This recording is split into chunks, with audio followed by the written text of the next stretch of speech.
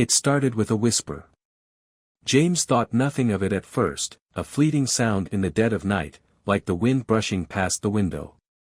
But the whispering grew persistent. Every evening, as the clock struck midnight, he heard it, faint, unintelligible voices that seemed to emanate from the walls of his rented apartment. James was no stranger to old buildings. The creaky floors and rattling pipes were part of the charm, or so he told himself when he signed the lease. But these voices were different. They were deliberate, eerie, and unmistakably human. One night, unable to sleep, James decided to investigate.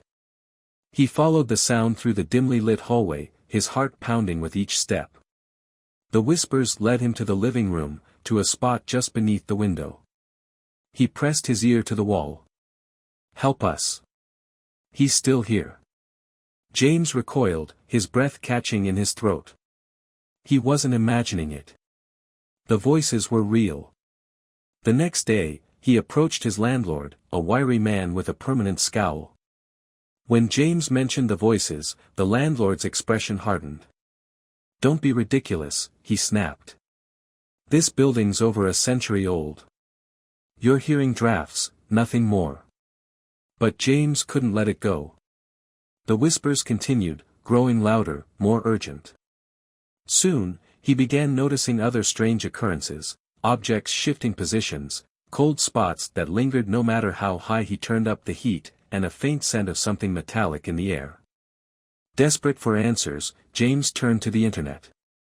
He discovered that his building had a dark history.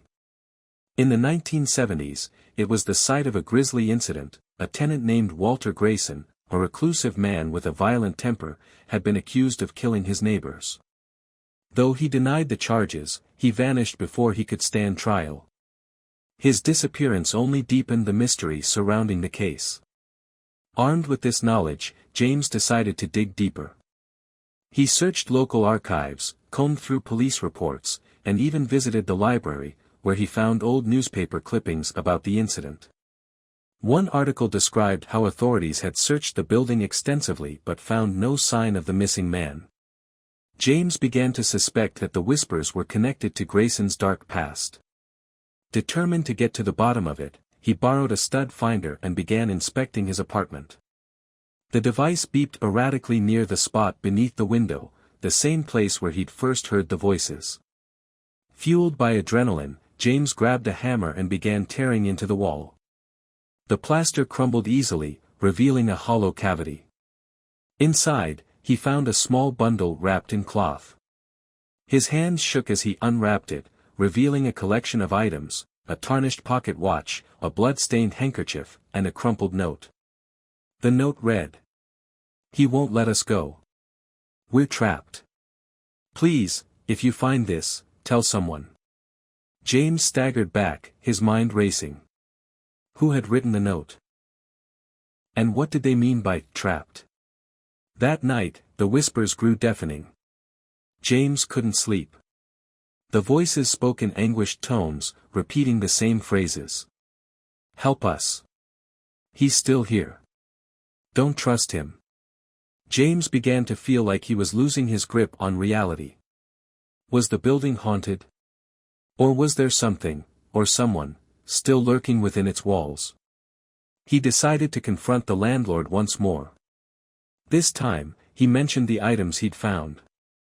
The landlord's face turned pale. "You shouldn't have done that," he muttered.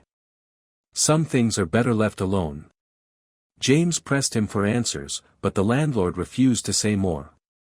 That night, James packed his bags and left the apartment for good.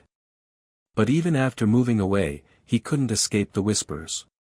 Sometimes, late at night, he still hears them, a faint reminder of the secrets buried within those walls. Description: a man rents an old apartment, only to discover it's haunted by voices begging for help. As he investigates, he uncovers a chilling link to a long-forgotten crime and a tenant who vanished under mysterious circumstances. What secrets are hiding within the walls, and why do the voices still cry out for justice?